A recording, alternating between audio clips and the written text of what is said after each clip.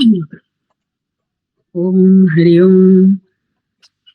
वक्रतुंड महाकाय सूर्यकोटि समप्रभ निर्विघ्नं कुरु मे देव शुभकार्येषु सर्वदा।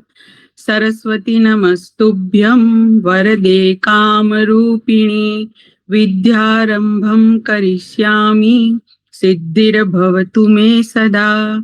वागर्थाविव संपृक्तौ वागर्थ प्रतिपत्तये जगतः पितरौ वन्दे पार्वती परमेश्वरौ। येनाक्षरसमाम्नायम् अधिगम्य महेश्वरात् कृत्स्नं व्याकरणं प्रोक्तं तस्मै पाणिनये नमः। वाक्यकारं वररुचिं भाष्यकारं पतञ्जलिं पाणिनिं सूत्रकारं च प्रणतोऽस्मि मुनित्रयम्। रामो राजमणिः सदा विजयते रामं रमेशं भजे। रामेणाभिहता निशाचर चमूः रामाय तस्मै नमः। रामान्नास्ति परायणं परतरं रामस्य दासोऽस्म्यहम्। रामे चित्तलयः सदा भवतु मे भो राम मामुद्धर। ऐ उन रुल रुक ए ओंग ऐ औच हयवरट लाणी यमंगणनम जभई गढ़ दस जब गढ़ दस खफ छठ थ चटतौ कपई स श सर हल इति माहेश्वराणि सूत्राणि। ओम।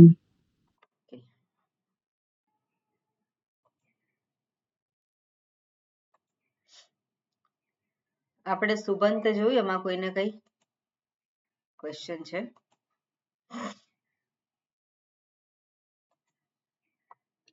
ઓકે, આપણે હવે અવ્યય શરૂ કરીએ.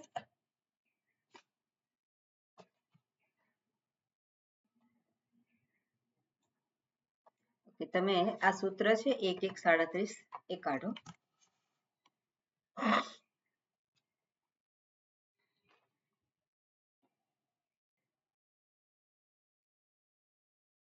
પહેલો અધ્યાય છે એટલા માટે જનરલી પહેલા અધ્યાયને સંજ્ઞા એવું નામ મળે છે, એટલે સંજ્ઞા સૂત્રો છે પહેલા અધ્યાયમાં. બરાબર, પહેલા અધ્યાયમાં જનરલી સંજ્ઞા સૂત્રો છે. એટલે જે નામ, સંજ્ઞા એટલે કે નામ વાપરવાના છે આગળ બાકીના અધ્યાયોમાં, એ નામ જે છે અહીંયા પહેલા અધ્યાયમાં આપેલા છે. બરાબર ને? દાખલા તરીકે આપણે જોયું પદમ, તો પદમ કોને કહેવાય? સુપ્તિંગંતમ પદમ. પણ એટલું જ નહીં, સુઆદિસુ અસર્વનામ સ્થાને પદમ. જ્યારે તમે કોઈ પ્રત્યય ઉમેરો અને પછી એમાં સર્વનામ સ્થાન સિવાયના જે છે અને પદ સંજ્ઞા પ્રાપ્ત થાય છે. બરાબર ને? તો એ રીતે પછી યચિભમ, તો એ પણ એ પહેલા અધ્યાયમાં જ આવેલું છે. એટલે બધા સંજ્ઞા એટલે નામ બધા આપવામાં આવે છે, એ નામનો ઉપયોગ પછી આગળ કરવામાં આવે છે. એવી રીતે અવ્યયમ એવી સંજ્ઞા છે. તો અવ્યયમ કોને કહેવામાં આવે છે? તો એનું અહીંયા લિસ્ટ છે, સૂત્ર છે. એટલે સ્વરાદિ નિપાતમ અવ્યયમ. તો અવ્યયમ શબ્દ ક્યાં સુધી જાય છે? 41 સુધી સ્વામી. ઓકે, 41 સુધી. એટલે જે પણ સંસ્કૃત ભાષામાં અવ્યય છે એ અવ્યય સંજ્ઞા એ શબ્દોને પ્રાપ્ત થાય છે. તે શબ્દોને કેમ પ્રાપ્ત થાય છે? તો અહીંયા સૂત્ર આપેલા છે પાણિની મુનિએ. આટલા જે છે શબ્દો એને અવ્યય કહેવામાં આવે છે, એવું પાણિની મુનિએ અહીંયા કહે છે. કયા કયા શબ્દો છે, કયા કયા પ્રત્યય લાગીને શબ્દ બને છે, અવ્યય બને છે, એનું અહીંયા આપણે જોઈ શકીએ કે આ બધા જ શબ્દો કેવા છે? અવ્યય છે. ક્લિયર છે? બરોબર. હવે તમે 1-4 જાઓ. પહેલા આપણે થોડુંક જોઈ લઈએ અને પછી ઓકે. સ્વરાદિ કઈને 1-4 જાઓ. ત્યાં નિપાતાહા એ આપણે જોયું હતું. જોયું છે કે નથી જોયું? જોયું છે ને? ઉપસર્ગની જ્યારે વાત હતી ત્યારે આપણે જોયેલું છે. નિપાતાહ, અને એ નિપાતને અવ્યય સંજ્ઞા પ્રાપ્ત થાય છે. ઓકે, કઈ રીતે પ્રાપ્ત થાય છે? તો 1-1-37 નંબરનું સૂત્ર કે છે નિપાતમ અવ્યયમ. હવે નિપાતમ અને નિપાતનમ એમાં શું ભેદ છે?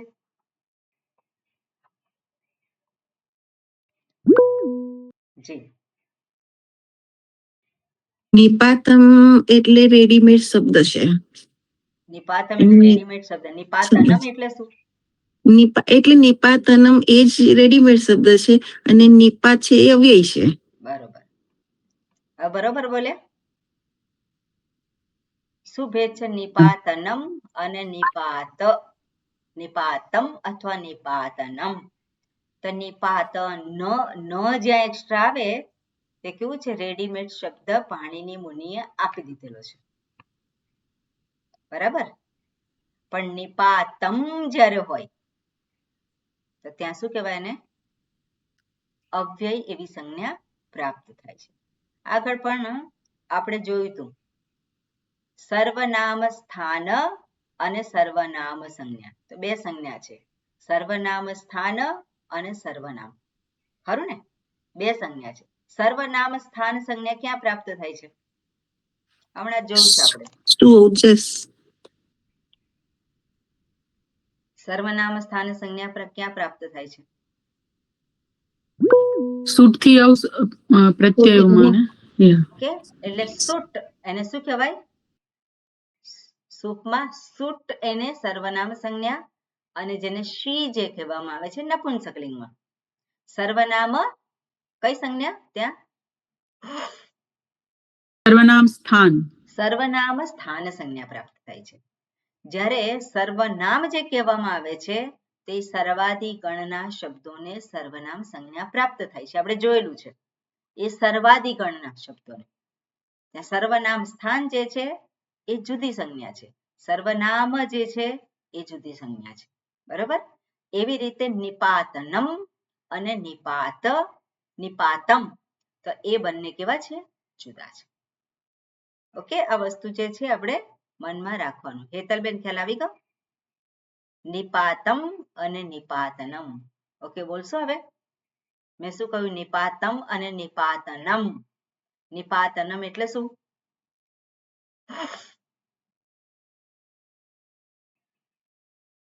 માઇક ચાલુ કરો.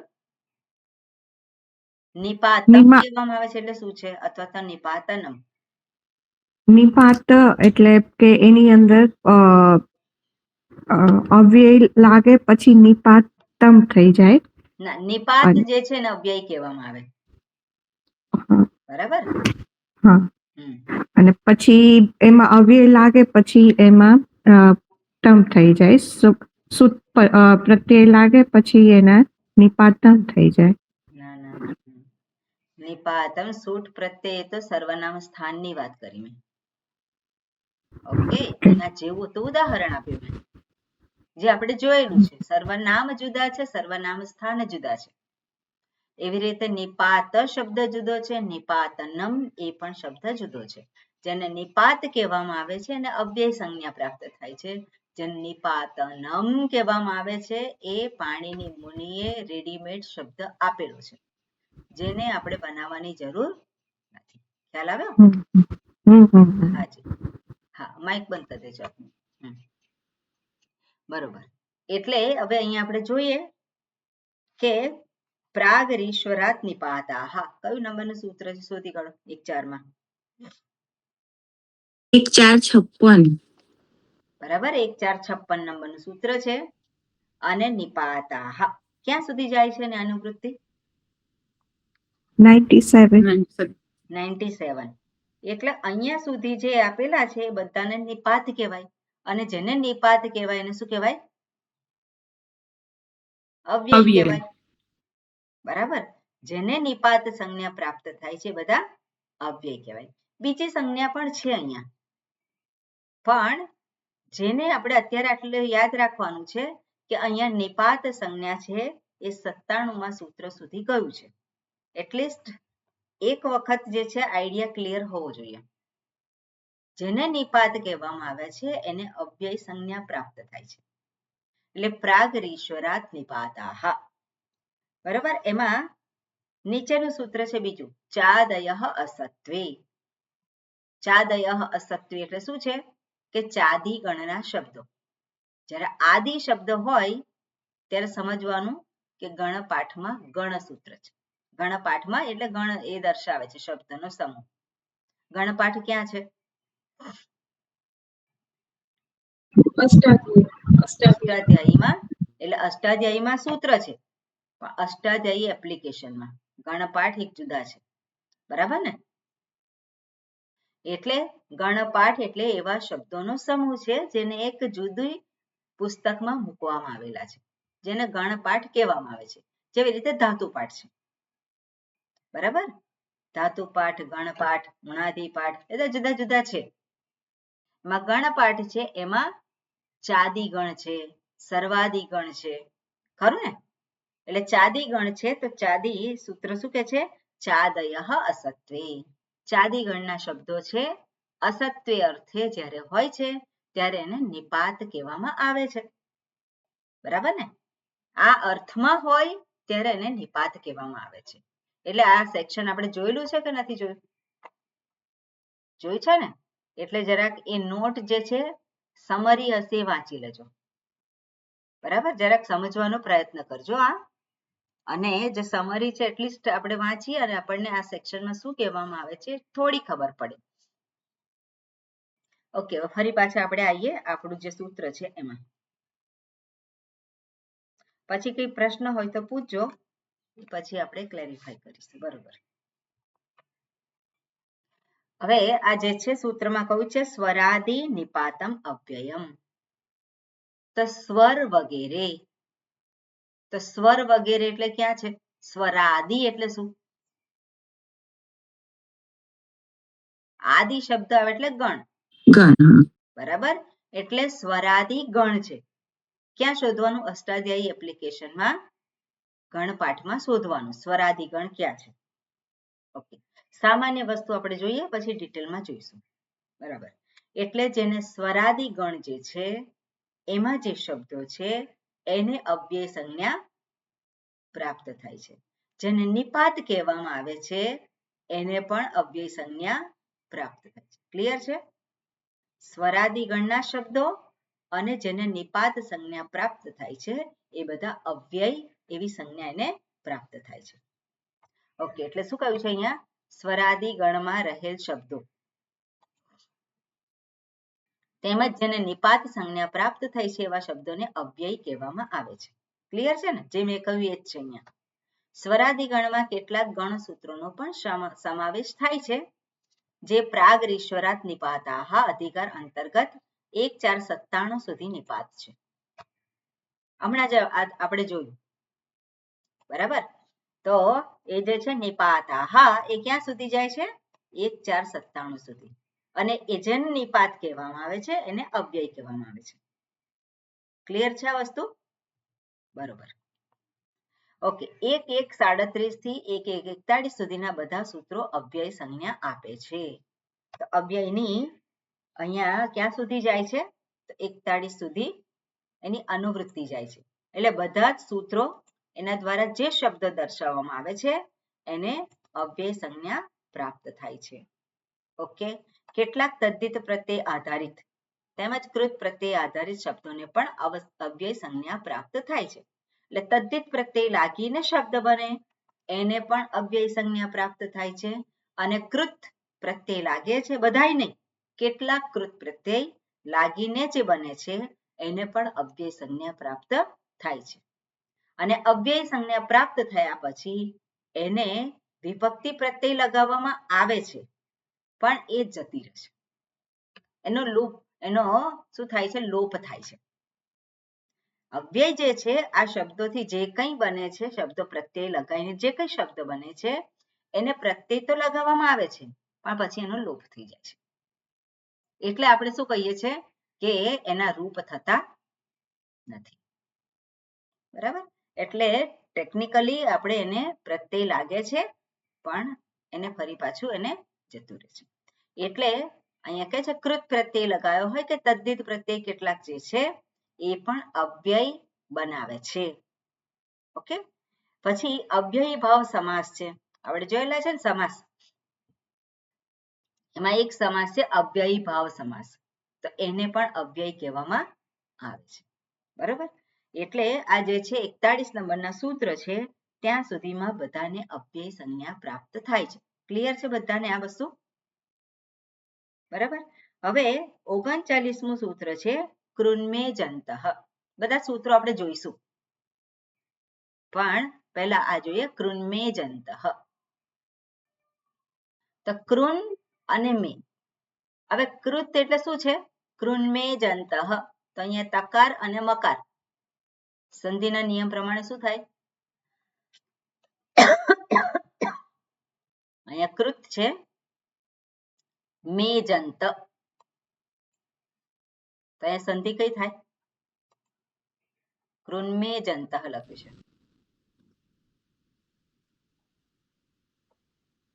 શબ્દ કયો છે? કૃત છે અને મેજંત છે, તો કઈ સંધિ થશે? કોણ કહેશે? અંજન સંધિ થશે અને પેલું સ્તોહ સ્ટુના સ્ટુનીથી કે સ્ટુના સ્ટુથી, એ બે સૂત્રમાંથી એક સૂત્ર મને ભૂલી ગઈ કયું સૂત્ર લાગશે. ઓકે, સ્તોહ સ્ટુના સ્ટુહુ તમે કહો છો, તો પાછળ શું હોવું જોઈએ? સકારની જગ્યાએ એટલે સ્તોહ સ્ટુના સ્ટુ. દંત્ય જે હોય એ દંત્યનો મૂર્ધન્ય અથવા તો એ કરે છે, પણ એની જોડે કેવો હોવો જોઈએ? દંત્ય અથવા મૂર્ધન્ય હોવો, એની સાથે તાલવ્ય અથવા તો મૂર્ધન્ય હોવો જોઈએ. અહીંયા શું છે? મકારી તાલવ્ય છે કે મૂર્ધન્ય છે? એ તો હોસ્ટ હોસ્ટ્ય છે. ઓષ્ઠે પછી એ સૂત્ર ક્યાંથી લાગે? ના લાગે. તો કયું સૂત્ર લાગે? કોણ કહેશે? ઓકે, બધાને માટે આ હોમવર્ક છે. બધાને માટે આ હોમવર્ક છે. બરાબર, આ શોધી કરજો. તકાર પછી મકાર આવે છે, તો અહીંયા તકારનો નકાર કેમ થયો છે? એટલું નહીં, મેજંતઃ છે, તો મેજંતઃ, તો મકાર, એકાર અને જકાર છે, જકાર છે અહીંયા.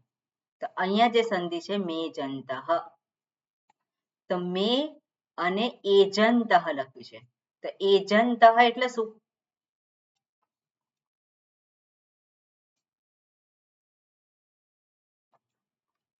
અહીંયા જવા દો, આટલું આ કરવા દો. એજંતઃ એટલે શું? એચ અંતઃ, તો ચકાર પછી અકાર આવ્યો, તો ચકારનો અકાર થયો, ચકારનો જકાર થયો છે, કે કેવી રીતે થયો છે આપણે જોયું છે. બરાબર, એટલે શોધી કાઢજો. એજંત કેમ થયું? અજંત આપણે બોલીએ છીએ, અજંત, એજંત. ખ્યાલ આવે છે કોઈને? હા, મયુરીબેન શું કહો છો? જલામ જશોંતેથી થશે ને? તો જલામ જશોંતેથી એ થશે, એટલે એચ નો એજ થઈ જશે અને પછી અંત શબ્દ છે, એટલે એજંત. ઓકે, બરોબર. હવે આની અંદર આ સૂત્ર જોઈએ, તેમાં શું કે છે? મેજંત એટલે મકાર અને એચ. એચ એટલે કયો આવશે? એ પેલું એ સંયુક્ત સ્વર. હા, શીતલબેન શું કહો છો? એચ એટલે શું? એ ઓ ઐ ઔ. બરાબર, એ ઓ ઐ ઔ એ શું છે? એચ છે. ક્લિયર છે આ બધું? ઓકે, એટલે એચ થી અંત. એજંત એટલે શું છે? એચ થી અંત થાય છે અને એજંત કહેવાય. એટલે મકાર થી અથવા તો એચ થી અંત થતો હોય એવા કૃત પ્રત્યય, એને એ પ્રત્યય લગાવ્યા પછી તમને અવ્યય શબ્દ પ્રાપ્ત થાય. ઓકે, જે કૃત પ્રત્યય જે છે એનો અંત મકારથી થાય છે અથવા તો એચ થી થાય છે. બરાબર, એટલે શબ્દ પણ કેવો થઈ ગયો? મકારથી અંત થતો શબ્દ થઈ ગયો અથવા તો એચ થી અંત થતો પ્રાતિપદિક થઈ ગયું. તો એ જે પ્રાતિપદિક આપણે કહીએ છીએ પણ એને સુપ પ્રત્યય લાગે છે ને સુપ પ્રત્યય જતા રહે છે અને એટલા માટે એ અવ્યય છે. બરાબર, એટલે શું કહ્યું છે મકારાંત અને એચ વર્ણાંત કૃત પ્રત્યય યસ્ય અંતે વિદ્યતે સહ શબ્દ અવ્યય નામના જ્ઞાયતે. એટલે જે કૃત પ્રત્યય છે, કૃત પ્રત્યય લગાવીને જે શબ્દનો અંત મકાર અથવા એચ થી થતો હોય એને અવ્યય સંજ્ઞા પ્રાપ્ત થાય છે. એવા કયા પ્રત્યયો છે? એ લિસ્ટ આપેલું છે. કયા પ્રત્યયો છે? તો કે નમૂલ, બધા કૃત પ્રત્યય છે.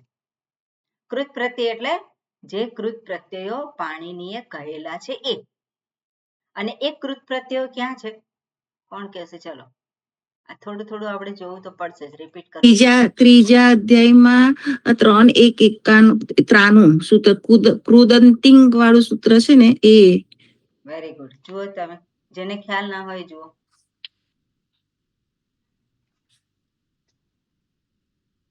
3:193 કહ્યું ને, 3:193 નંબરનું જુઓ સૂત્ર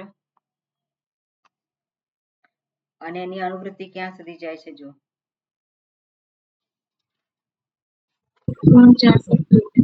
બરાબર, એટલે 3:477 સુધીના જે કંઈ પ્રત્યયો ત્યાં કહેલા છે એ બધાને કૃત પ્રત્યય કહેવામાં આવે છે.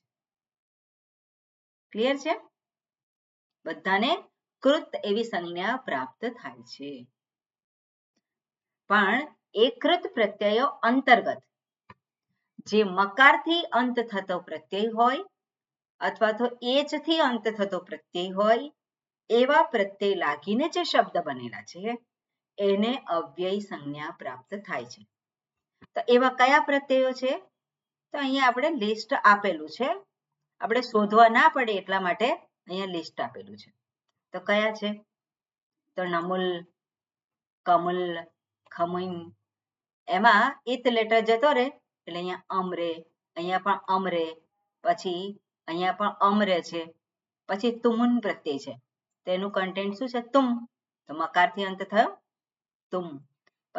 એ મકારાંત પ્રત્યય છે. જ્યારે એજંત કૃત પ્રત્યયનું લિસ્ટ 349 નંબરના સૂત્રમાં આપેલું છે. ઓકે, અને એમાં કયા સૂત્રમાં કયા શબ્દો કયા છે? અહીંયા છે. આ બધા પ્રત્યયો છે.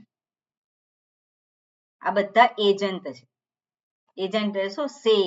તો છેલ્લો વર્ણ કયો છે? એ છે. અસે, અહીંયા સેન. તો નકાર જતો રહ્યો તો જ થાય ને. નકાર જતો રીત હોય તો જ એજંત થાય. એટલે સે, પછી અસે, અસેન. તો આમાં પણ નકાર જતો રહ્યો એટલે એજંત થયો. અહીંયા છે અધ્યય. તો અધ્યય જે છે અઈ છે. તો આ બધા જે છે એજંત પ્રત્યય જે છે, જે કૃત પ્રત્યય છે, એ પ્રત્યયો લાગીને શબ્દ બને છે એને પણ શું કહેવામાં આવે છે? અવ્યય. ક્લિયર છે બધાને? ઓકે. આગળનું સૂત્ર છે ત્વા તોસુન કસુનઃ. જો તમે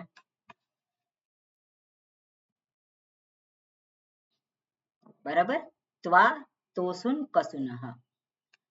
એમાં શું અનુવૃત્તિ કઈ આવે છે?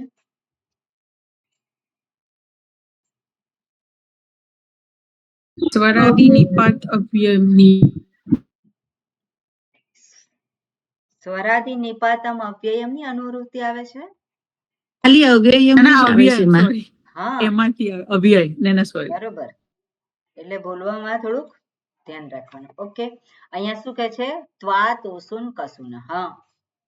તો ત્વા પ્રત્યય છે. ત્વા પ્રત્યય, બીજો તોસુન પ્રત્યય છે અને કસુન પ્રત્યય. એ પણ હવે આ ત્વા જે છે એ ત્વા એ કૃત પ્રત્યય છે. બરાબર, અહીંયા જુદું નથી લખ્યું. અહીંયા મકારથી અંત નથી થતો આ, કે એચ થી અંત નથી થતો, પણ આ કૃત પ્રત્યય છે. એમાં આ છે ત્વા. તો ત્વા પ્રત્યય લાગીને જે શબ્દ બને છે એને શું કહેવામાં આવે છે? અવ્યય. તુમ જે છે આ ખાસ યાદ રાખવાનું છે કે નમુલ, કમુલ, ખમુય એ યાદ રાખવાની જરૂર નથી બહુ, પણ તુમુન છે એ વારંવાર એવા શબ્દો આપણને મળે છે. એટલે તુમ પ્રત્યય જે કૃત પ્રત્યય છે એ લાગીને બનેલા શબ્દો છે એને અવ્યય સંજ્ઞા પ્રાપ્ત થાય છે. એટલું જ નહીં, બીજો છે ત્વા પ્રત્યય જે છે એ પણ કૃત પ્રત્યય છે અને એ લાગીને બનેલા શબ્દો છે એને પણ અવ્યય સંજ્ઞા પ્રાપ્ત થાય છે. હવે ત્વાને બદલે લ્યપ પણ લાગે છે અમુક સંજોગોમાં. જ્યારે ધાતુની આગળ ઉપસર્ગ લગાવવામાં આવે અથવા તો કોઈ શબ્દ આગળ લાગેલો હોય તો એને લ્યપ પ્રત્યય લાગે છે. ધાતુની આગળ કોઈ પણ શબ્દ હોય એમાં ઉપસર્ગ પણ હોઈ શકે અથવા તો બીજો કોઈ શબ્દ પણ હોઈ શકે અને ત્યારે ત્વાની જગ્યાએ લ્યપ પ્રત્યય લાગે છે. ઓકે, આપણે જોઈશું પછી એ બધું શું થાય છે. પણ ત્વા પ્રત્યય લાગીને બનેલો શબ્દ છે એને અવ્યય કહેવામાં આવે છે. ક્લિયર છે? ત્વા તોસુન કસુનઃ. ઓકે, આગળ શું કહે છે? અવ્યયી ભાવશ્ચ. તો અવ્યયી ભાવશ્ચ એ શું છે? સમાસ છે. અવ્યયી ભાવ સમાસ છે. એટલે અવ્યયી ભાવ જેને સમાસ છે એને પણ અવ્યય સંજ્ઞા પ્રાપ્ત થાય છે. જે કઈ સમાસ છે એ જે શબ્દ બન્યો છે એના રૂપ થાય છે કે નહીં? જે સમાસ બને, સમાસ શબ્દ એના રૂપ બને કે નહીં? કે ના બને? બને. આપણે પછી એને એ કરવું પડે, અંદર પ્રત્યય લાગી અને પછી પ્રથમા વિભક્તિ, દ્વિતીય વિભક્તિ. દાખલા તરીકે આપણે છે જગન્નાથ, જગતનાથ, તો આપણે કહીએ જગતનાથ, જગતનાથમ, તે બધા રૂપ બને કે નહીં? બને છે. પણ એમાં અવ્યયી ભાવ સમાસ હોય એમાં અવ્યયનો પ્રયોગ કરવામાં આવે છે. અવ્યયી ભાવ સમાસમાં અવ્યયને પહેલો મૂકવામાં. એ જે અવ્યયી ભાવ સમાસ બન્યો એને પણ એના રૂપ થતા. ક્લિયર છે? એટલે અવ્યયી ભાવ સમાસને પણ અવ્યય સંજ્ઞા પ્રાપ્ત થઈ છે. ઓકે, હવે આપણે જે નિપાતમ અવ્યયમ જે છે એ જે સૂત્ર અવ્યયમ છે એની સંજ્ઞા 41 સુધીમાં આપણે જોયું. આટલા સૂત્રોમાં કયું સૂત્ર બાકી રહ્યું?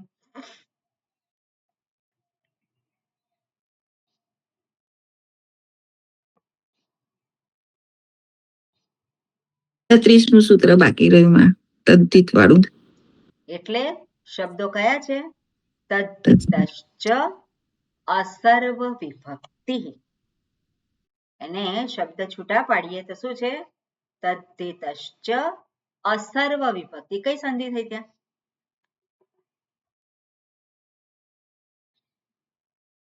કઈ સંધિ થઈ? તદ્ધિતશ્ચ અને અસર્વ. ત્યાં શું છે? તદ્ધિતશ્ચા સર્વ છે. કઈ સંધિ થઈ? શીતલબેન?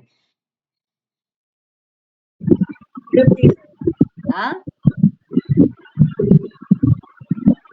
અનો આ થયો એટલે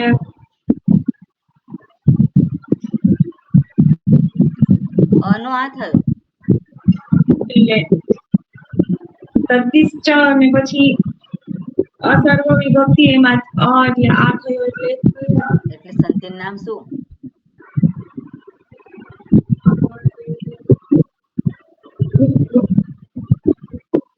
દીર્ઘ સંગીત સંધિ. દીર્ઘ સંધિ થઈ. આટલું યાદ ના રે, અમારે હોમવર્ક આપવું જ પડશે આવી રીતે. તદ્ધિતશ્ચ અસર્વ વિભક્તિ. તો તદ્ધિતશ્ચ અ અને પછી તદ્ધિત અને ચ વચ્ચે પણ સંધિ થઈ ને? હા, એટલે શોધી કાઢજો. માં એ વિસર્જનીય સ થી પેલું સકાર થયો ને આ વિસર્ગનો. હા, એ બરોબર છે. વિસર્જનીય સ બરોબર છે. અને પછી શું થયું?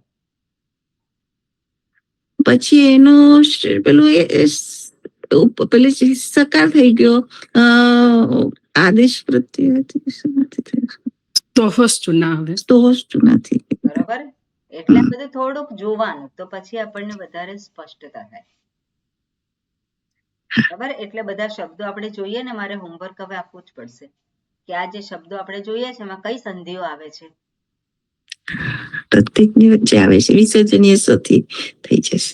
બરોબર. એટલે બાકીના જેને ખ્યાલ ના આવ્યો હોય એમણે શું કહ્યું એ જરાક શોધે.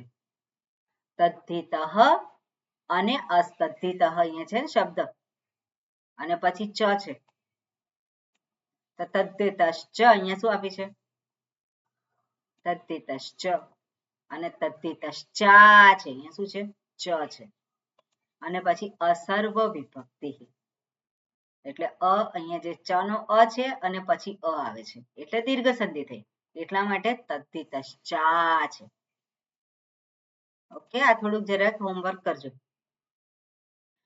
તદ્ધિતશ્ચ અસર્વ વિભક્તિ હવે આ સૂત્રને આધારે આપણે આગળ અવ્યયનું સેક્શન જોવાના છે એટલે તદ્ધિત પ્રત્યય જે છે એ લાગીને જ્યારે કોઈ શબ્દ બને છે ત્યારે પણ એને અવ્યય સંજ્ઞા પ્રાપ્ત થાય છે તો તદ્ધિત પ્રત્યય જે છે એવા કયા પ્રત્યયો છે કે જેને અવ્યય સંજ્ઞા આપે છે બધા પ્રત્યયો નહીં પણ એવા કોઈક પ્રત્યયો છે કે જેને અવ્યય સંજ્ઞા પ્રાપ્ત કરાવે છે તો કયા શબ્દો છે તો એવા તદ્ધિત પ્રત્યયો જેને બધી વિભક્તિ અર્થમાં લગાવવામાં આવતા નથી દાખલા તરીકે જનકસ્ય પુત્રી જાનકી જાનકી થયું પૃથાયાહ પુત્રઃ પાર્થઃ તો પાર્થ એ તદ્ધિત શબ્દ બની તદ્ધિત પ્રત્યય લાગીને શબ્દ બનેલો છે તો પાર્થ કયું હોય તો પાર્થના રૂપ થાય કે નહીં પાર્થના રૂપ થાય કે નહીં બધા રૂપ થાય છે એટલે એ પ્રત્યય લાગી અને જે શબ્દ બન્યો એના બધા જ રૂપ થાય પણ અમુક પ્રત્યયો એવા છે એ કોઈક ચોક્કસ અર્થમાં જ લગાવવામાં આવે બધી વિભક્તિ અર્થમાં લગાવવામાં આવતા નથી એટલે એને શું કહેવાય અસર્વ વિભક્તિ બરાબર એટલે એને પંચમી વિભક્તિના અર્થમાં લગાવવામાં આવે સપ્તમી વિભક્તિના અર્થમાં લગાવવામાં આવે બરાબર એટલે પંચમી વિભક્તિ અને સપ્તમી વિભક્તિના અર્થમાં જે કોઈ પ્રત્યય લાગે છે તદ્ધિત પ્રત્યય એને પણ અવ્યય સંજ્ઞા પ્રાપ્ત થાય છે ક્લિયર છે આ વસ્તુ એવા તદ્ધિત પ્રત્યયો જેને કોઈ એક ચોક્કસ વિભક્તિ અર્થમાં જ લગાવવામાં આવે છે એટલે એના બધી વિભક્તિના રૂપ થતા નથી અને એવા જે છે એને કહેવામાં આવે છે અવ્યય એનો અર્થ છે કે જે પાંચમી વિભક્તિનું જે સામાન્ય રૂપ થયું હોય એનો પણ એને વાપરી શકીએ અને આ તદ્ધિત પ્રત્યય લગાવીને જે શબ્દ બને એ પણ વાપરી શકીએ ઓકે કારણ કે તદ્ધિત પ્રત્યય જેને લગાવવામાં આવે છે શબ્દ જ છે એ પ્રાતિપદિક છે તદ્ધિત પ્રત્યય જેને લગાવવામાં આવે છે શું છે પ્રાતિપદિકને લગાવવામાં આવે છે આપણે જોયેલું છે કે નથી જોયેલું ઓકે ના જોયું હોય તો જુઓ ક્યાં કહેલું છે મયુરીબેન તદ્ધિત પ્રત્યય 4:1 થી તદ્ધિત પ્રત્યય શરૂ થાય છે અને એ પ્રાતિપદિકને જ લાગે છે બરાબર 4:1 જે છે એમાં એ જે પ્રત્યયો 4:1 થી શરૂ કરીને ક્યાં સુધી છે 5:4 સુધી બરાબર 5:4 એટલે છેલ્લે સુધી બધા કેવા પ્રત્યયો છે તદ્ધિત પ્રત્યયો છે જે રીતે કૃત પ્રત્યયનું લાંબુ લિસ્ટ છે આખો ઘણું બધા છે પ્રત્યયો એમાં એવી રીતે તદ્ધિત પ્રત્યયો પણ કેટલા છે 4:1 થી શરૂ કરીને 5:4 એટલે 2 જે અધ્યાય જે છે એમાંથી આગળના 76 સુધીના જે સૂત્ર છે એમાં જ બીજા બધા પ્રત્યયો આવે છે અને એમાં પણ સ્ત્રી પ્રત્યય જે છે એ સ્ત્રી પ્રત્યય પણ કોને લાગે છે જુઓ 4:1 કાઢો 4:1 કાઢો અને જુઓ અંદર પ્રાતિપદિકને જ લાગે છે પ્રાતિપદિકને જ લાગે છે સ્ત્રી પ્રત્યય અને જે તદ્ધિત પ્રત્યય કહે છે એ પણ પ્રાતિપદિકને જ લાગે છે અને સુપ પ્રત્યય કોને લાગે છે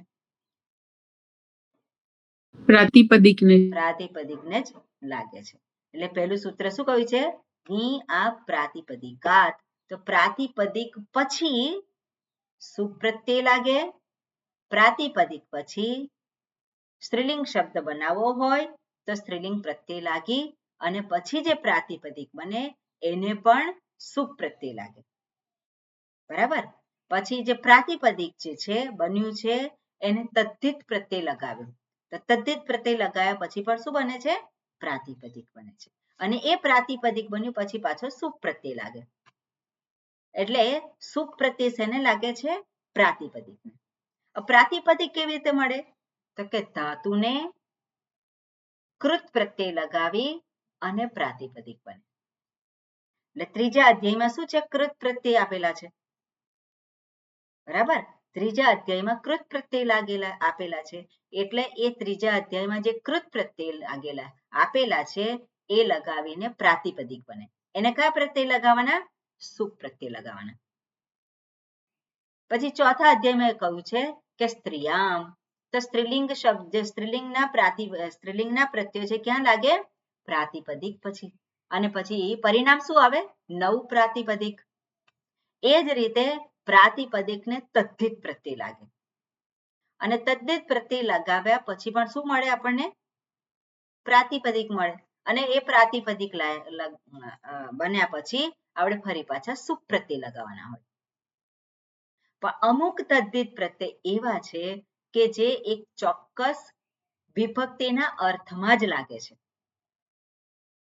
એવા પ્રાતિપદિક જે છે એને એના રૂપ થતા નથી. એને શું કહેવામાં આવે છે? અવ્યય કહેવામાં આવે છે. એવું અહીંયા કહેલું છે. ક્લિયર થયું આ વસ્તુ? બરાબર. આપણે જરાક જોવાનું વારંવાર એટલે ખ્યાલ આવશે. બરોબર. બરોબર. જે તદ્ધિત પ્રત્યાંત શબ્દોના બધી જ વિભક્તિના રૂપ થતા નથી તેને પણ અવ્યય સંજ્ઞા પ્રાપ્ત થાય છે. ક્લિયર છે? મેં જે વાત કરી એ જ છે. આવા પ્રત્યયોની પરિગણના થવી જોઈએ. એટલે આવા પ્રત્યયોનો નિશ્ચય થવો જોઈએ. કયા કયા પ્રત્યયો છે તદ્ધિતમાં?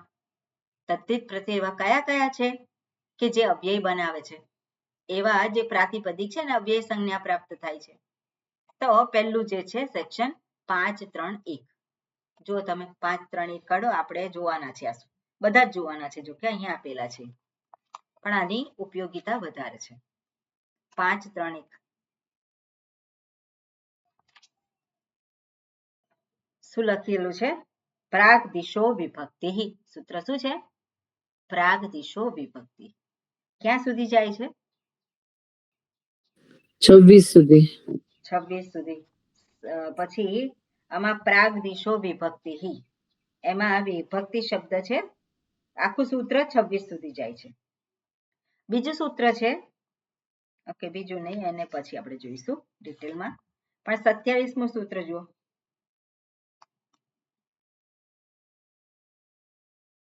એમાં શું છે? દિક શબ્દેભ્યઃ સપ્તમી પંચમી પ્રથમાભ્યઃ. તો સપ્તમી વિભક્તિના અર્થમાં છે, પંચમી વિભક્તિના અર્થમાં છે, પ્રથમા વિભક્તિના અર્થમાં છે. એટલે અસર્વ વિભક્તિ. બરાબર. એટલે અહીંયા પર શું છે? બધી વિભક્તિ અર્થ નથી બતાવે, પણ અહીંયા જે પ્રત્યયો જે છે એ પ્રત્યયો પંચમી વિભક્તિ, સપ્તમી વિભક્તિ, પ્રથમા વિભક્તિના અર્થમાં લગાવવામાં આવે છે. એને પણ શું નામ પ્રાપ્ત થાય છે? અવ્યય. પણ આ જે છે પ્રત્યયો અહીંયા દર્શાવેલા છે એ દિશાવાચક શબ્દો છે એને લાગે છે. બરાબર. અહીંયા એક એક્સ્ટ્રા અંદર ઉમેરેલું છે કે દિશાવાચક શબ્દો છે એને લાગે છે. એટલે કયા શબ્દોને કયા આ તદ્ધિત પ્રત્યય લાગે છે જે બધી વિભક્તિના અર્થમાં નથી લાગતા, એ શેને લાગે છે એ પણ દર્શાવેલું છે.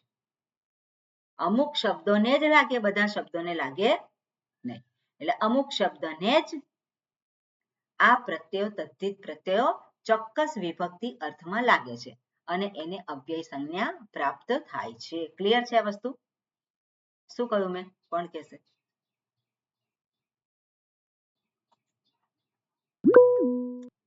બીજું કોઈ? મયુરીબેન સિવાય મેં જે વાત કરી એ જ કહેવાનું છે.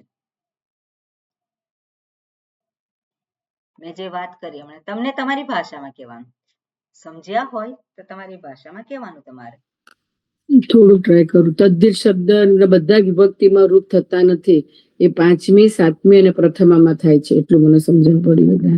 તદ્ધિતના બધી વિભક્તિના રૂપ થતા નથી એવું નહીં. અમુક શબ્દો જે છે એને વિભક્તિ પ્રત્યે લગાવવામાં આવે છે, પણ એ વિભક્તિ પ્રત્યે જે છે એ અમુક અર્થમાં જ લાગે. એવા વિભક્તિ પ્રત્યયો કે જે અમુક અર્થમાં જ લાગનારા હોય છે અને અમુક શબ્દોને જ લાગે છે, એને અવ્યય સંજ્ઞા પ્રાપ્ત થાય છે. બરાબર.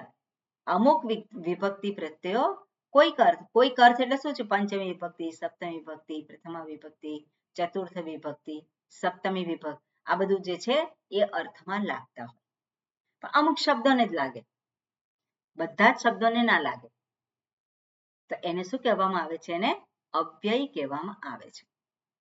એમાંથી એટલે એક સેક્શન છે 5.3.1 થી શરૂ કરી અને 5.3.47 સુધીનું છે.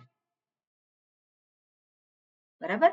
એ આપણે ડિટેલમાં જોઈશું. ઘણા બધા શબ્દો ભાષામાં હોય છે આમાંથી બનેલા, પણ એ અમુક વિભક્તિના અર્થમાં જ એ લાગે છે અને એટલા માટે એને અવ્યય સંજ્ઞા પ્રાપ્ત થાય છે.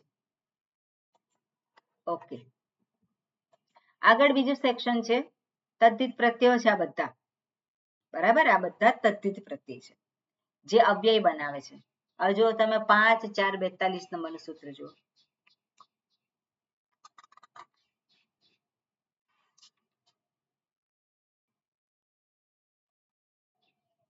એની સામે તમારે લખી શકાય, એ સૂત્રની સામે જ અવ્યય એવું લખવું હોય તો લખાય. બરાબર, કારણ કે બધું યાદ ના રહે તો અહીંયા અવ્યય એવું લખી શકાય કે અવ્યયનું સેક્શન છે. તો 42 નું જે છે એમાં શું છે? શશ પ્રત્યય છે. કારકાત અન્યતરસ્યામ, એટલે આ સૂત્રથી શરૂ કરી અને 5.4.68 સુધી, 5.4.42 થી 5.4.68, એટલે 68મું સૂત્ર કયું છે?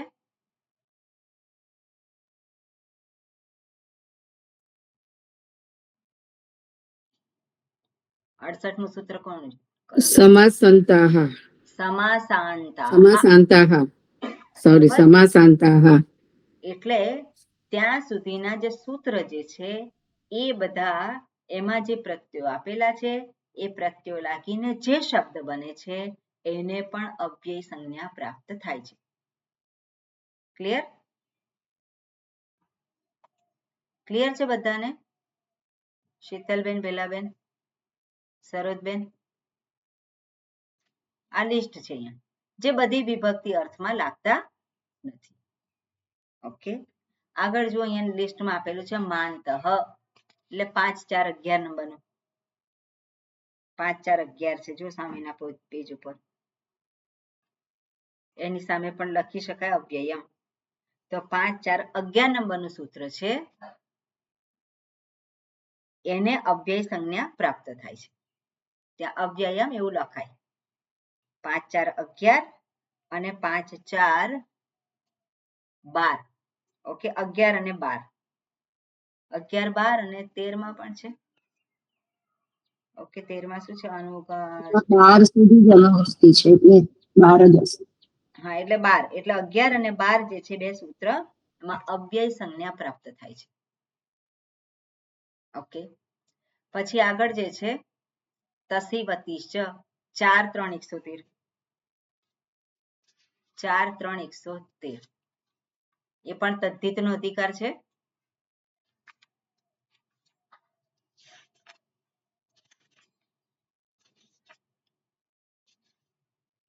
કયું સૂત્ર છે?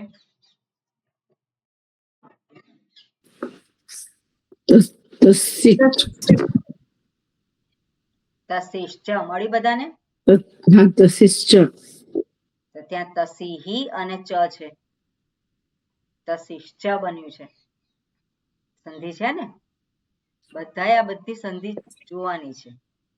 જે હવે હું વિચારું છું જે સૂત્ર ચાલે એ સૂત્રના બધા શબ્દો છૂટા કરી અને પછી કઈ સંધિ છે એ તમારે હોમવર્ક. જે સૂત્રો ચાલે છે એ બધામાં, બરાબર, એટલીસ્ટ સંધિ તો આવડવી જોઈએ. પાણીની ભણીએ અને સંધિ ના આવડે, પૂછે તમે પાણીની ભણે અને સંધિ કઈ છે પૂછે તો ખબર નથી, એવું ના ચાલે. બરાબર. એટલે જેટલા શબ્દો આપણે છૂટા કરીએ છીએ એ બેની વચ્ચે કઈ સંધિ છે એ તમારે શોધી કાઢવાનું. તો તસિશ્ચ એ જે છે સૂત્ર છે ક્યાં સુધી જાય છે? 114. 114. એટલે 4 3 113 અને એટલે એ 14 અને પછી એ છે બરોબર. એટલે આ બે સૂત્ર છે તસિશ્ચ, એ બે સૂત્ર પણ અવ્યય સંજ્ઞા છે. અને બીજું જે છે વતી, વતી પણ છે. તો વતી ક્યાં છે? 5 1 115.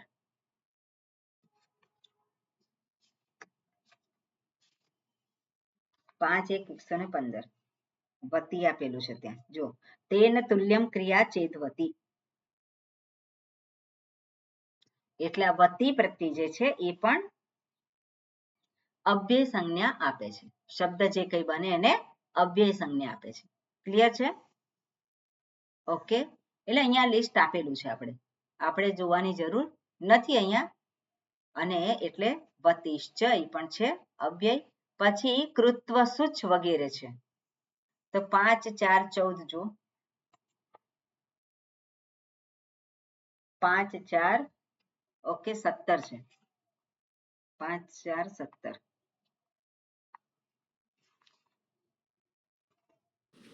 સંખ્યાયાः ક્રિયાભ્યા વૃત્તિ ગણને કૃત્વસુચ. કૃત્વ સુચ પ્રત્યય છે અને કૃત્વ સુચ ક્યાં સુધી જાય છે? 20 સુધી. 20 સુધી. બરાબર. એટલે આ પ્રત્યય લાગીને જે શબ્દ બનેલા છે એને પણ અવ્યય સંજ્ઞા પ્રાપ્ત થાય છે. કૃત્વ સુચ પ્રત્યય છે. ઓકે. 5 2 27 આગળ પાછળ છે એવું છે. 5 2 27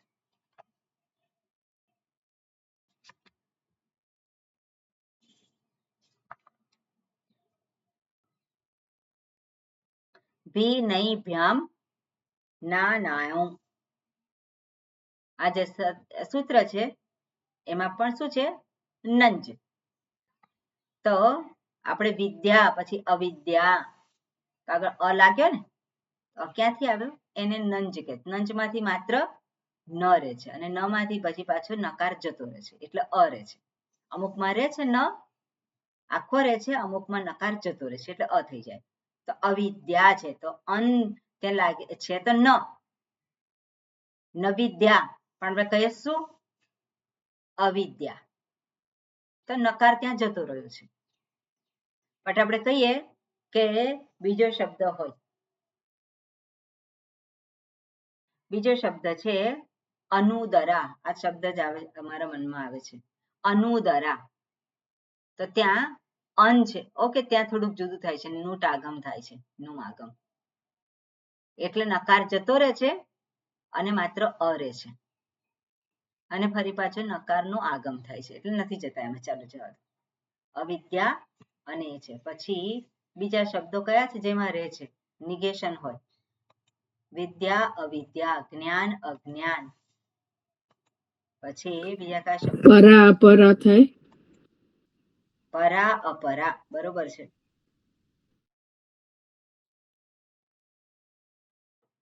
નીતિ અનીતિ. હા, નીતિ અનીતિ બધા ઘણા શબ્દો છે. Okay okay. એટલે નંજ અને એટલે આ જે છે ના નાઓ છે. આપણે જોઈશું આ સૂત્રમાં શું કહેલું છે. પણ આ સૂત્ર લાગીને જે પ્રત્યય લાગે છે, જે પ્રાતિપદિક બને છે અને એ પણ અવ્યય કહેવામાં આવે છે. ક્લિયર છે આખું સેક્શન? એટલે અહીંયા આ જે સૂત્ર દર્શાવેલા છે આ બધા તદ્ધિત પ્રત્યય છે અને એ તદ્ધિત પ્રત્યય આટલા તદ્ધિત પ્રત્યય લાગીને જે બને છે એ બધાને અવ્યય એવી સંજ્ઞા પ્રાપ્ત થાય છે. માત્ર તદ્ધિત પ્રત્યય લાગીને જ અવ્યય સંજ્ઞા પ્રાપ્ત થાય છે? ના. બીજા સૂત્ર છે એના પછી શું છે? તો કે કૃન્મેજંતઃ. કૃન્મેજંત કૃત પ્રત્યયની વાત કરે છે. પછી અવ્યયી ભાવશ્ચ. તો અવ્યયી ભાવ સમાસ છે એને પણ અવ્યય કહેવામાં આવે છે. પણ કૃત પ્રત્યય અમુક લાગે છે, અમુક તદ્ધિત પ્રત્યય. તો તદ્ધિત પ્રત્યય કયા છે? તો આની અંદર આપણે જે આપેલા છે એ બધા આપણે તદ્ધિત પ્રત્યય જોયા. આમાં પહેલું સેક્શન છે 5-3-7 થી 5-3-47. ઓકે, એટલે આ સૂત્ર જુઓ તમે 5-3-1 થી આપણે જોવાનું છે, જેને અવ્યય સંજ્ઞા પ્રાપ્ત થાય છે. ક્લિયર છે? 5-3-1 થી જે આપેલું છે એને પણ પંચભ્યાસ અવ્યય તસ્સીલ. સંજ્ઞા પ્રાપ્ત થાય છે. એકચ્યુઅલી જે પ્રત્યય જે છે એ 5-3-7 થી શરૂ થાય છે. ઓકે, જે પ્રત્યય જે છે, પહેલો પ્રત્યય કયો છે 5-3-7 માં તસ્સીલ પ્રત્યય છે. જુઓ 5-3-7 માં શું આપેલું છે? પંચભ્યાસ તસ્સીલ. પંચમ્યાસ તસ્સીલ. કઈ સંધિ થઈ? ઓકે, કયા શબ્દો છે એ તમારે શોધી કાઢવાનું. પંચમ્યાસ તસ્સીલ છે તો શેમાં જોશો તમે? કયા શબ્દો છે પદચ્છેદ કરેલો છે? ક્યાં જોશો? આવૃત્તિમાં. પ્રથમાવૃત્તિમાં. બરોબર, હા. પ્રથમાવૃત્તિ છે એમાં પદચ્છેદ આપેલો છે અને સૂત્ર જે છે એમાં સંધિ સહિતનો શબ્દ છે. સૂત્ર છે એમાં સંધિ થયેલી છે અને નીચે પદચ્છેદ આપેલો. પદચ્છેદને આધારે તમારે કઈ સંધિ છે શોધવાની છે. એટલે પંચમ્યાસ તસ્સીલ. ઓકે, સૂત્ર કાઢો. પ્રથમાવૃત્તિમાં કયા પદચ્છેદમાં શું છે? કયા શબ્દો છે? પંચમ્યાહ પંચમી વિભક્તિ એકવચન અને તહસીલ પ્રથમા વિભક્તિ એકવચન. બરોબર, એટલે પંચમ્યાહા તસ્સીલ. તો ત્યાં શું છે? જુદા કર્યા છે એટલે પંચમ્યાહા છે. આપણે જોયું છે પંચમ્યાહા કેમ થઈ ગયું? વિસર્જનીય સહ. વિસર્જનીય સહ એટલે પેલું સકાર માંથી રેફ માંથી બધું જ જોવાનું. પછી વિસર્ગ અને વિસર્ગ માંથી વિસર્ગ થયો, પછી વિસર્જનીય સ થી પેલો સકાર. બરોબર, એટલે એ બધા જ સૂત્ર જોવાના. એટલે વિસર્ગ સંધિના સૂત્રો જે છે એ તમારે ખાસ જોવા પડશે અને શોધી કાઢજો. એટલે આ સંધિ કરવાની બધાએ કમ્પલસરી અને મને મોકલજો કરીને. ઓકે, હાજી, બરોબર.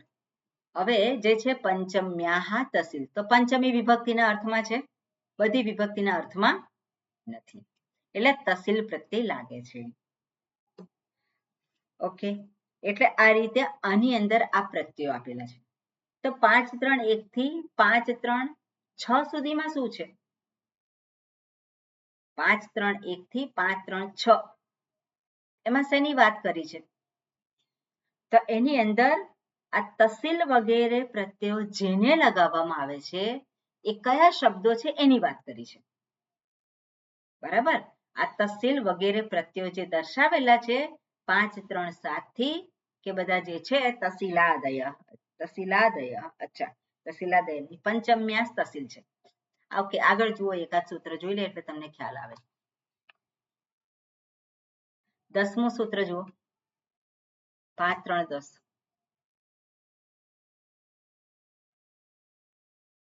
શું છે? સપ્તમ્યામ સ્ત્રલ. સપ્તમ્યા સ્ત્રલ. તો સપ્તમી વિભક્તિના અર્થમાં ત્રલ પ્રત્યય લાગે છે. બરાબર, સપ્તમી વિભક્તિના અર્થમાં ત્રલ પ્રત્યય લાગે છે. તે પણ અસર્વ વિભક્તિ થઈ કે ને, એટલે પંચમી વિભક્તિના અર્થમાં આ પ્રત્યય લાગે, સપ્તમી વિભક્તિના અર્થમાં ત્રલ પ્રત્યય લાગે. પણ આ ત્રલ તસ્સીલ પ્રત્યય કે ત્રલ પ્રત્યય શેને લાગે છે એની વાત કરેલી છે આગળના સૂત્રોમાં. બરાબર, એટલે અહીંયા શું છે? પહેલું જે છે પ્રાગદિશો વિભક્તિ એ અધિકાર દર્શાવે છે. બરાબર, એ અધિકાર સૂત્ર છે. પણ બીજું જે છે કિમ સર્વનામ બહુભ્ય અદ્વયાદિભ્ય, અને અહીંયા શબ્દો આપ્યા છે. આટલા શબ્દો છે કિમ, પછી છે સર્વનામ અને બહુભ્ય અદ્વયા. એટલે કિમ, સર્વનામ અને બહુ. તો સર્વનામ સંજ્ઞા જેને પ્રાપ્ત થાય છે જે સર્વાદી ગણના શબ્દો છે, બરાબર ને? સર્વનામ સંજ્ઞા શેને પ્રાપ્ત થાય છે? તો સર્વાદી ગણ તમારે જોવો પડે, અને સર્વાદી ગણમાં જે પ્રાપ્ત થાય છે એને સર્વનામ સંજ્ઞા પ્રાપ્ત. પણ એમાંથી કયા શબ્દો છે એમાં તસિલ પ્રત્યય લાગે, કયા શબ્દો છે એમાં ત્રલ પ્રત્યય લાગે? તો કિમ શબ્દ છે એને લાગે, સર્વનામ સંજ્ઞા છે જેને પ્રાપ્ત થઈ છે એને લાગે. પણ કયા કયા શબ્દોને એ અહીંયા આપેલું છે. અદ્વયાદિભ્ય એટલે દ્વિ શબ્દ આવે ત્યાં અટકી જવાનું. સર્વનામ સંજ્ઞા જે સર્વાદી ગણમાં જે છે એ ગણમાં દ્વિ શબ્દ આવે ત્યાંથી અટકી જવાનું. એની પહેલાના જે આખું લિસ્ટ છે એ બધાને આ પ્રત્યયો લાગે છે. કયા પ્રત્યયો? તો કે તસિલ પ્રત્યય લાગે છે પંચમી વિભક્તિના અર્થમાં, ત્રલ પ્રત્યય લાગે છે સપ્તમી વિભક્તિના અર્થમાં, અને એને એ બનાવી અને જે પ્રાપ્ત થાય એને શું કહેવામાં આવે? હર્ષાબેન? અવ્યય. અવ્યય કહેવામાં આવે. Very good. એટલે આ પ્રત્યયો લાગીને જે શબ્દો બને છે એને અવ્યય સંજ્ઞા પ્રાપ્ત થાય છે. બરાબર? ડિટેલમાં આપણે પછી જોઈએ છે, પણ આપણને એક આખો ખ્યાલ હોવો જોઈએ, પિક્ચર આપણી સામે હોવું જોઈએ. એટલે તસિલ, ત્રલ જે અમુક વિભક્તિ અર્થમાં લાગે છે એ કયા શબ્દોને લાગે છે એનું લિસ્ટ કયું છે? બીજા સૂત્રમાં આપેલું છે. કયા કયા શબ્દોને લાગે છે? બધા શબ્દોને નથી લાગતું, કયા શબ્દોને લાગે છે અહીંયા લિસ્ટ છે. ક્લિયર છે? ઓકે. પછી આગળના જે 3 સૂત્ર છે, 4 સૂત્ર છે, એની અંદર જેને આ પ્રત્યય લાગે છે, શેને લાગે છે? તો બીજા સૂત્રમાં જે શબ્દો આપેલા છે એને લાગે છે. એટલે જે શબ્દોને આ પ્રત્યય લાગે છે એ શબ્દના સ્થાને કયો આદેશ થશે એ દર્શાવે છે 4 સૂત્રમાં. બધા શબ્દોના સ્થાને નથી આદેશ, પણ અમુક શબ્દ છે એના સ્થાને આદેશ થાય છે. જ્યારે તમે આ સેક્શનમાં તસિલ પ્રત્યય લગાવો કે ત્રલ પ્રત્યય લગાવો તો ઈદમ શબ્દ છે એનો આદેશ આ થશે. એટલે ઈદમની જગ્યાએ તમારે એક જે રીતે જસ શશોહો શી, તો જસ અને શસના સ્થાને શું થાય છે? શી આદેશ થાય છે. આપણે જોયું તો સૂત્રમાં એ સુપ પ્રત્યયના સંદર્ભમાં છે. એવી રીતે અહીંયા તદ્ધિત પ્રત્યય જે છે તસિલ, ત્રલ એ બધા પ્રત્યયો તમે લગાવો આ સેક્શનમાં આવે છે. કોને લગાવો છો? તો કે બીજા સૂત્રમાં જે શબ્દો આપેલા છે એને જ લગાવવામાં આવે છે. પણ એ જે શબ્દો જ્યારે આ પ્રત્યયો લગાવવામાં આવે ત્યારે એ શબ્દોનો આદેશ થાય છે. એટલે ઈદમનો પછી શું થાય? ઈશ આદેશ થાય છે. ઈદમનો શું આદેશ થાય છે? તો કે બીજો આદેશ થાય. એતત છે એનો શું આદેશ થાય છે? સર્વ શબ્દ છે એનો કયો આદેશ? એ બધા આદેશ આપેલા છે. ક્લિયર છે? ઓકે. અમે કહ્યું એ કોણ કહેશે ક્લિયરલી? હા, ચંદ્રિકાબેન તમે જ કહો, કારણ કે બધા જે છે ને એ થોડાક એ કરશે. આને તો મેં સાંભળ્યું જ નથી, હું ઉભી થઈ હતી ને એટલે. અચ્છા, કોણ કહેશે તો?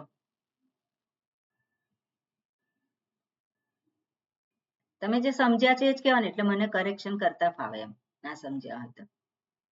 બોલો માં, આવડે એવું. હા, સરોજબેન તમે બોલશો કે તમે નથી સાંભળ્યું?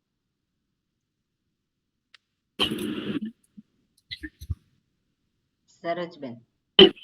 મેં સાંભળ્યું તો છે પણ મારી પાસે એનું પૂરું લખાણ નથી.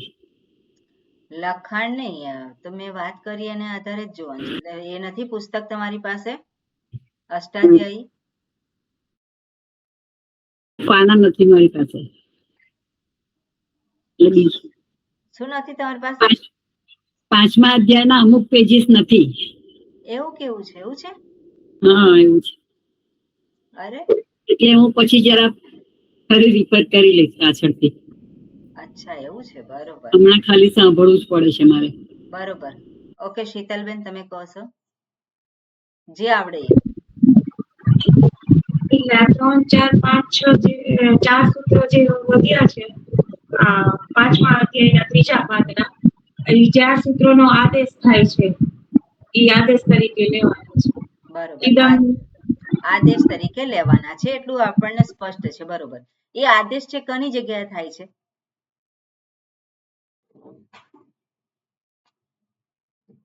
એ આદેશ ક્યાં થાય છે? એ શબ્દો ક્યાં આપેલા છે? કયા સૂત્રમાં? પહેલા અને બીજા સૂત્ર બીજા સૂત્રમાં. પહેલા સૂત્રમાં તો ખાલી અધિકાર સૂત્ર છે, એટલે બીજા શબ્દોમાં એ સૂત્રો, એ બધા શબ્દો આપેલા છે. એ શબ્દોનો જ આદેશ જે થાય છે એ અહીંયા દર્શાવવામાં આવે છે. પણ ક્યારે થાય છે? જ્યારે પ્રત્યય લગાવવા. કયા પ્રત્યય લગાવવામાં આવે?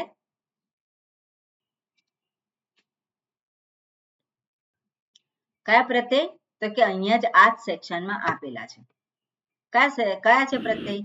તસિલ પ્રત્યય છે, પંચમી વિભક્તિ, ત્રલ પ્રત્યય છે, સપ્તમી વિભક્તિ. જ્યારે આ પ્રત્યયો આ સેક્શનમાં આપેલા જે શબ્દો છે એને લગાવવામાં આવે ત્યારે એનો એ શબ્દનો આ આદેશ થાય છે. ખ્યાલ આવ્યો? બરોબર? ઓકે, બરોબર. હવે અહીંયા જે છે જોવું પડે આપણે કે કયા શબ્દ છે, કે નોટમાં શું છે પહેલા વાંચી લઈએ. બરાબર. તસિલાદયઃ પ્રાક પાશપઃ. તો અહીંયા 5 3 47 છે. આપણને અહીંયા 27 નંબર આપેલો છે અને આપણે જોઈએ પછી. પણ આ બધા અવ્યય છે. ઓકે. 5 3 1 થી 5 3 26 સુધીના સૂત્રોમાં રહેલ પ્રત્યયોને વિભક્તિ સંજ્ઞા પ્રાપ્ત થાય છે. ઓકે, વિભક્તિ સંજ્ઞા પ્રાપ્ત થાય છે. કયા સૂત્રથી? તો કે 5 3 1. ઓકે, આ પણ એક મહત્વનું છે શબ્દ, વિભક્તિ સંજ્ઞા. આ જે પ્રત્યયો લગાવીએ છીએ એ પ્રત્યયો કોને લગાવીએ છીએ? 5 3 2 માં આપેલા શબ્દોને લગાવવામાં આવે છે. બરાબર? 5 3 2 માં જે શબ્દો જે છે એને વિભક્તિ સંજ્ઞા પ્રાપ્ત થાય છે. આ જે પ્રત્યયો લાગે છે પછી વિભક્તિ સંજ્ઞા પ્રાપ્ત. હવે વિભક્તિ સંજ્ઞા પ્રાપ્ત થઈને શું? તો કે તમે જે સૂપ માટેના જે સૂત્રો છે એ બધા અહીંયા લાગે. જે સુબંત પ્રક્રિયા તમે કરો છો, સુપ પ્રત્યય લગાવો છે ને પ્રાતિપદિકને, તો પ્રાતિપદિકને સામાન્ય રીતે સુપ પ્રત્યય લાગે છે. આપણે એ બધી પ્રક્રિયા જોઈ અને એ જ વિભક્તિ પ્રત્યય લગાવીને જે પ્રક્રિયા બને છે એ જ અહીંયા પણ આ જે પ્રત્યય આપેલો છે એ પ્રત્યય જ્યારે પ્રાતિપદિકને લાગે છે ત્યારે પણ એને વિભક્તિ સંજ્ઞા પ્રાપ્ત થાય છે.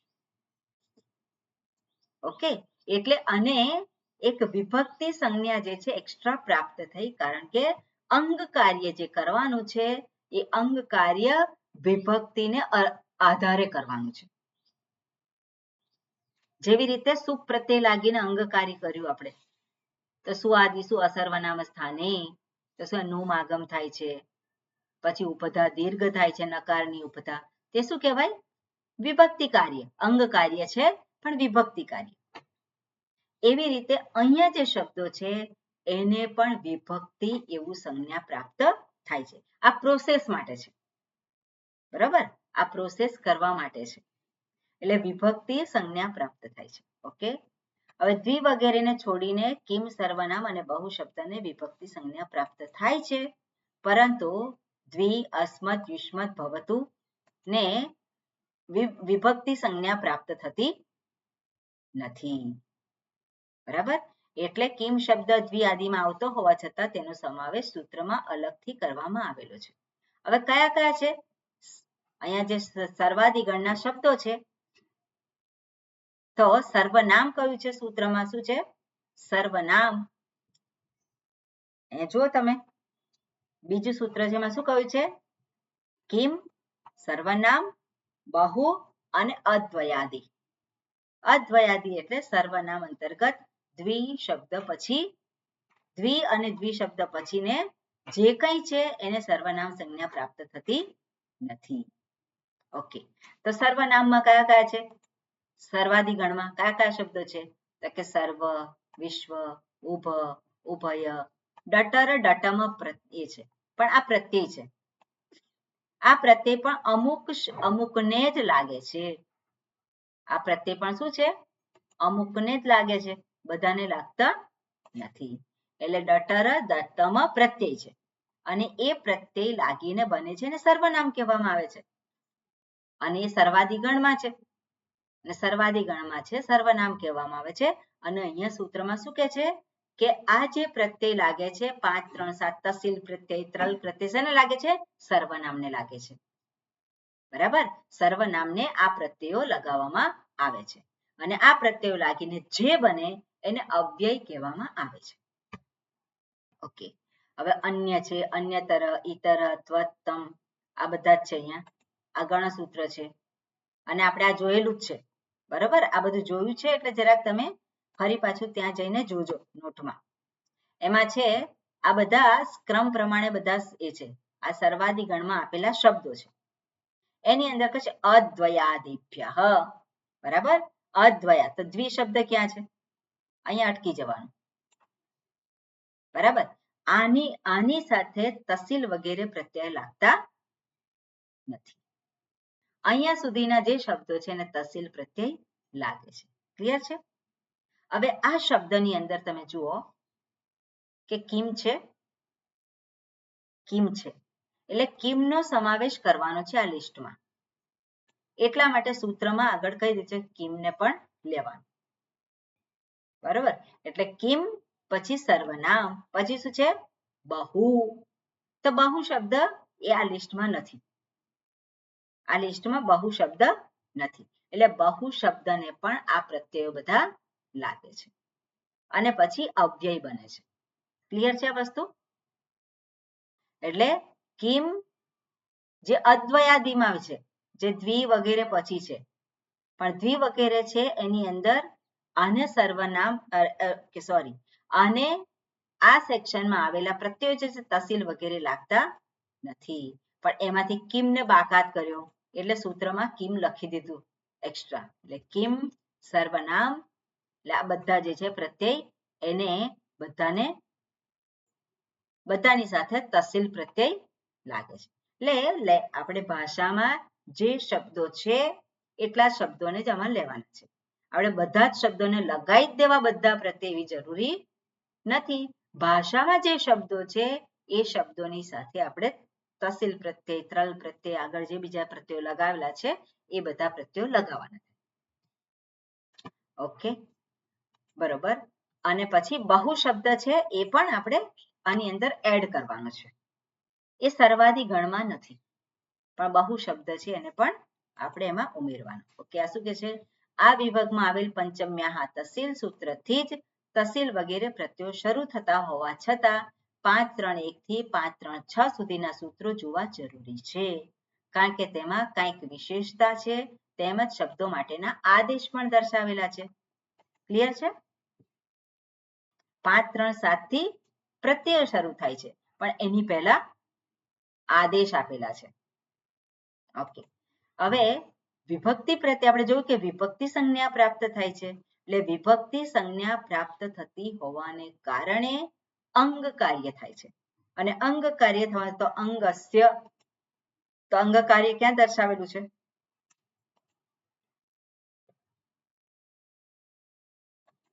6-4-1 માં 6-4-1 થી એના એન્ડ સુધી 6-4-1 સાતમા અધ્યાય સુધી.